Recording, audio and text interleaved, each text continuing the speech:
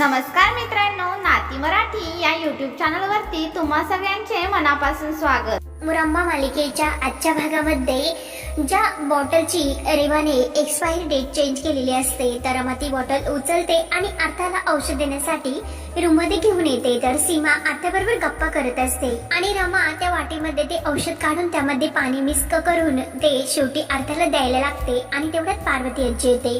पार्वती आजी म्हणते की रमा थांब। रमा विचारते की आई आजी काय झाले, तर लगेच आई आजी ती बॉटल उचल। तेव्हा आजी म्हणते की रमा तू अर्थाला औषध देण्या अगोदर त्याची एक्सपायर डेट चेक केली होती का? रमा विचारते की आई आजी मला अगोदर सांगा की नेमकं काय झाले ते। एक्सपायर झालेले औषध तू अर्थाला देत होतीस आणि त्याचा तिला काही अपाय झाला असता म्हणजे, तर रमा म्हणते की काय, आणि सीमा आणि रमा एकमेकींकडे पाहू लागतात। तेव्हा रमा म्हणते की आई आजी हे कसे शक्य आहे? तेव्हा अक्षय येतो। अक्षय विचारतो की काय झाले, तर आजी म्हणते की बघ ना तुझ्या बायकोचा पराक्रम, एक्सपायर झालेले औषध ती अर्थाला देत होती। तेव्हा अक्षय म्हणतो की आजी ती असे का करेल? ती बॉटल चेक करतो आणि त्यावर सुद्धा ती एक्सपायर डेट ही होऊन गेलेली असते। रमा म्हणते की आओ पण असे कसे शक्य आहे, मी तर तारीख बघून घेतली होती तेव्हा तिथे 2025 होते। तेव्हा रमा म्हणते की आई आजी मी तुम्हाला खरंच सांगते की माझ्यातून अर्थाच्या बाबतीत असा हलगर्जीपणा नाही होणार। तेव्हा आजी म्हणते की अगं रमा पण तो हलगर्जीपणा झालाच ना, आणि मी तुला अगोदरच सांगितले होते की मी तुला एक शेवटचा चान्स देते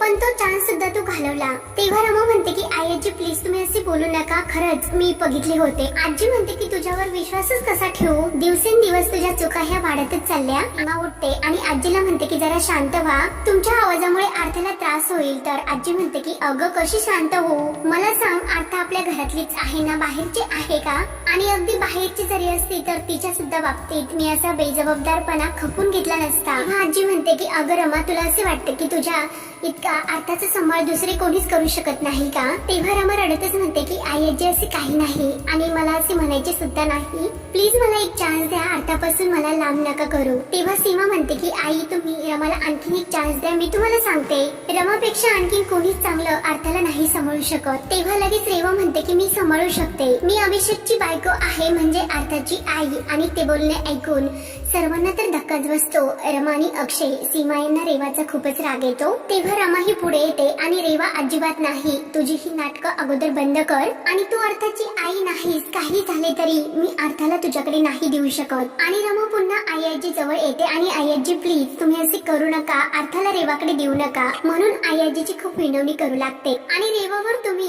आता विश्वास नाही ठेवू शकत, हवं तर तुम्ही अभिदादांच्या रूम मध्ये जाऊन अभिदादांची अवस्था बघा, त्यांनी आता काय केले मग ठरवा की तुम्हाला काय करायचे ते। फक्त एक चान्स आई आजी तुम्ही मला देऊन बघा। तर लगेच रेवा म्हणते की रमा बाद झाले, काही बोलत नाही म्हणून वाटेल ते आरोप करत सुटली। आणि जसा तू चान्स मागते तसा मी सुद्धा एक आई आजीना चान्स मागते, मला सुद्धा प्रूव्ह करून दाखवायचे की मी अर्थाची एक चांगली आई बनू शकते। तेव्हा आजी म्हणते की नाही अक्षय, पश्चाताप तर मला आता होतो रमाकडे अर्थाला दिल्याचा, मला अर्थाच्या भविष्याचा विचार करायचा। मला दिसते ना तुम्ही दोघे तिला व्यवस्थित नाही सांभाळू शकत। आणि अक्षय ठीक आहे तू इतर वेळी घरी असायचा, परंतु आता तर बिझनेस मध्ये तुला जास्त लक्ष द्यावे लागेल, मग तू घरी नसताना अर्थाला कोण सांभाळणार, कोण तिच्याकडे लक्ष देणार? तुझी आई सीमा जितकी वेंदळी आहे तितकीच तुझी बायको रमा वेंदळी आहे। सीमाने बरोबर आपल्यासारखी सून घरामध्ये शोधून आणली, ते ऐकून सीमाला सुद्धा वाईट वाटते आणि रमाच्या डोळ्यामध्ये खूप पाणी येते। तेव्हा ही सीमाच्या हातातून अर्थाला घेते तर रमा म्हणते की अहो तुम्ही शांत का, आई आजीने समजावून सांग का? अक्षय आई आजीला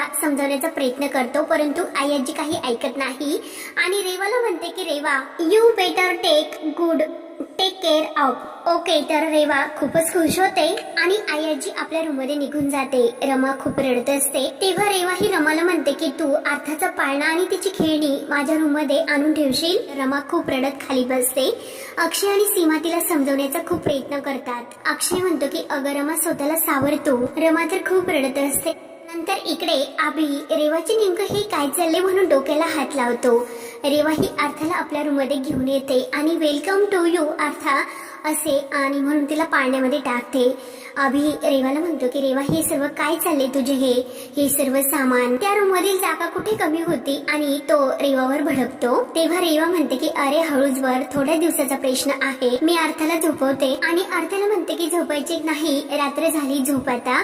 तर अभि म्हणतो की ठीक आहे, झाले ना तुझ्या मनासारखे, मग आता खुश ना, मग आता माझ्या मनासारखे कर। आणि रेवाला तो जवळ घेतस रेवा मात्र अभिपासून लांब जाते आणि अभि, मी तुला सांगितले होते ना अगोदर तू दारू सोड. तेव्हा अभि म्हणतो की अगं रेवा, पण मी खरंच दारू पिलो नाही. अभि रागाने म्हणतो की तुला मला सपोर्ट नाही ना करायचा. मग ठीक आहे, तुला वाटेल तसे तू कर आणि मला वाटेल तसे मी करतो. आणि अभि रागाने तिथून बाहेर निघून जातो आणि दारूची बॉटल घेऊन येतो. तर रेवाच्या अगदी मनासारखे होत असते आणि नाटक करत रेवा म्हणते आणि अभि रागाने ती दारू पित असतो. रेवा मात्र अर्थाला पाळण्यामध्ये झोका देऊन मनात म्हणते की अभि, हे तर असेच होत राहणार, कारण कधीही मी तुला माझ्याजवळ येऊनच देणार नाही. जेव्हा जेव्हा तू माझ्याजवळ येण्याचा प्रयत्न करशील तेव्हा तेव्हा मी तुला दारूच्या जवळ ढकलेन आणि मुद्दाम अर्थाजवळ येऊन नाटक करत असते. त्यानंतर इकडे रमा तर खूपच रडत असते आणि अक्षयला म्हणते की अहो, मी तुम्हाला वाटते का अर्थाच्या बाबतीत असे काहीतरी करेन?